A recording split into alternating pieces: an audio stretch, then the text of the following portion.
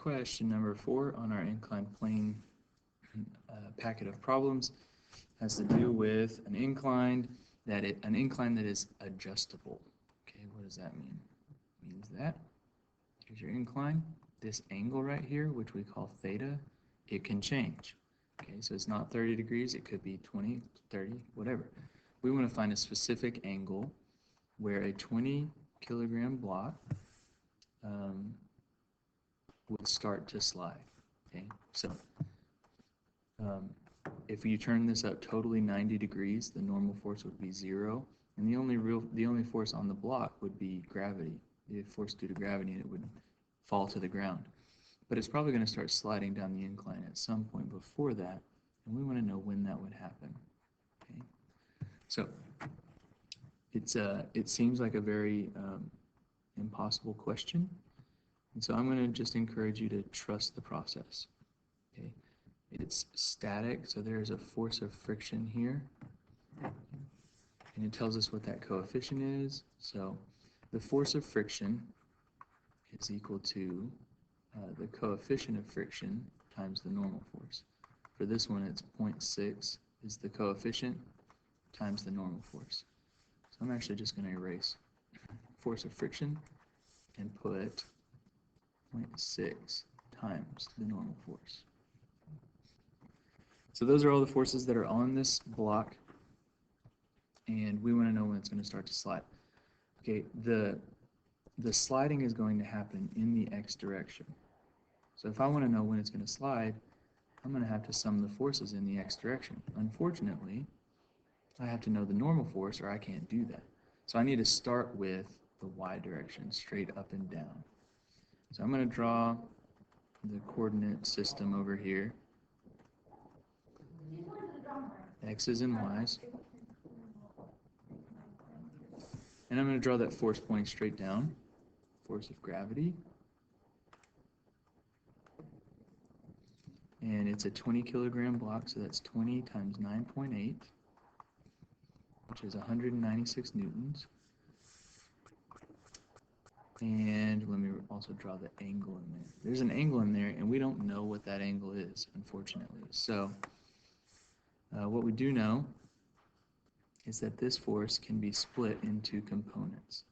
There's a piece that goes down the y-axis, and there's a piece that goes down the x-axis. So you can draw it like this, or sometimes we draw it like this, or I draw it like that, every time. Okay. So what are those forces? What is the magnitude of those forces?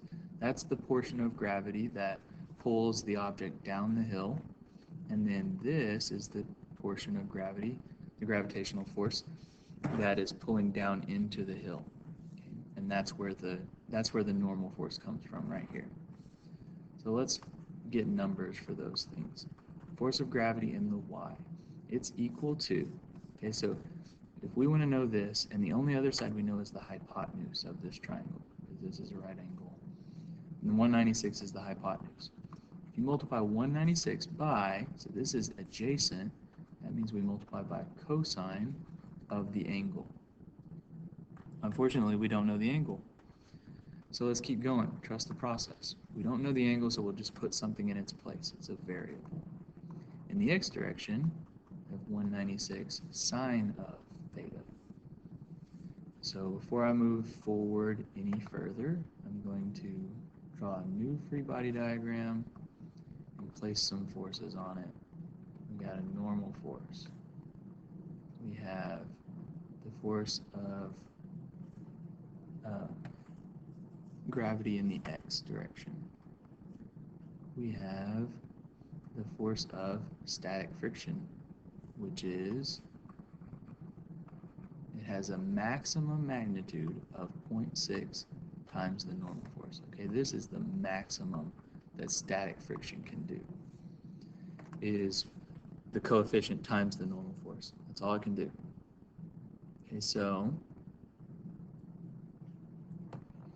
down here we have the force of gravity in the y direction, and now we're ready to press on a little bit. But before we do that, I want to show you something. So we know that the normal force is what provides us this friction force, okay? Because the surface is pushing against another surface, a normal force, uh, there is friction between those surfaces. But we can see that if the normal force is the same as this gravitational force in the y direction, it depends on the angle. So let's look at that. I have graphed 196 cosine of theta, the angle, and here's what we see. It starts off, if the angle is 0, it starts off at 196 newtons. That's the normal force. But as the angle increases, you see the normal force starts to decrease. Okay? And what happens is, as the normal force decreases, the force due to friction also decreases, and the force pulling down the hill at the same time is going to increase. The force that points down the hill is 196 sine of theta. So you see that one goes up, okay? So what's going to happen is eventually this friction force goes down, the force pulling us down the hill goes up, and eventually the force pulling us down the hill is bigger than the normal force, or the frictional force, sorry.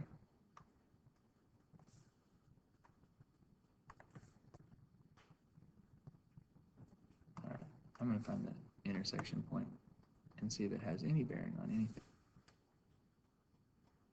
It says 40 degrees, so we'll see. All right, in the y direction, we know this force is 196 cosine theta, which means the normal force is 196 cosine theta. There's no acceleration up and down, into the hill or off of the hill, and so the normal force just balances that gravitational force, even though we don't know exactly what it is. Now we can look into the x direction. Sum of the forces in the x equals mass times acceleration in the x. But we don't want to know, or we know that this thing is sitting still. There is no acceleration. So all the forces in the x should also add up to 0. And if they add up to 0, it's not accelerating. So we're kind of finding the tipping point. We're going to find the angle where this thing tips. All right, so we've got the positive direction, or down the hill, force of gravity in the x, up the hill in the negative direction, 0.6 times the normal force should be equal to 0.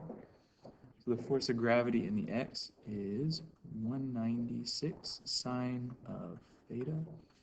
In the positive direction, or on the other side, I'm going to move the 0.6 f force normal force. 196 cosine of theta. And we want to know when those two things intersect. And that is what I have done with the graph. So there's more than one way to do this, but with the graphing calculator, you can type in both sides of the equal sign, 196 sine theta, 0.6 times 196 cosine theta. Hit graph. You get two curves, okay? So here are unbalanced forces, which is saying that like the force of friction can be this high if it needs to be. But when it's flat, there's nothing pulling down the hill. So the blue line, it would just be at 0. Okay? When the blue line gets below the red line, that means that the force pulling down the hill, the red line, is bigger than the static friction force could possibly be. And so it will accelerate. You hit second and you hit trace. You go down to the fifth one, intersect, and just hit enter 3 times. And it will show you 30.96. Earlier it said 40. So we'll round that to just 40 degrees. Theta equals 40 degrees. One last thing before we go. I'm going to solve this algebraically. If you divide by 196 on both sides, they cancel out. They both have 196. So sine theta equals 0.6 cosine theta. I'm going to divide by cosine theta to get rid of that, to get all my thetas on the same side. But when I do that, I find sine theta over cosine theta. And if you've done some geometry, maybe even some pre-cal, hopefully you remember or know that sine divided by cosine is tangent of theta equals 0.6. So theta is, the angle is the inverse tangent of 0.6.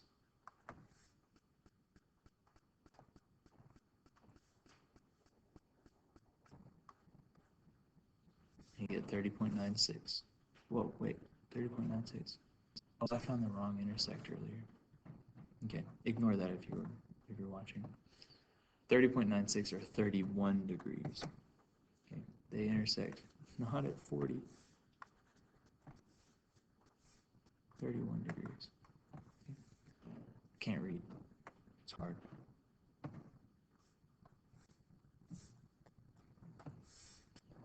So my apologies if that confused you, but the angle when this will begin to slide is 31 degrees.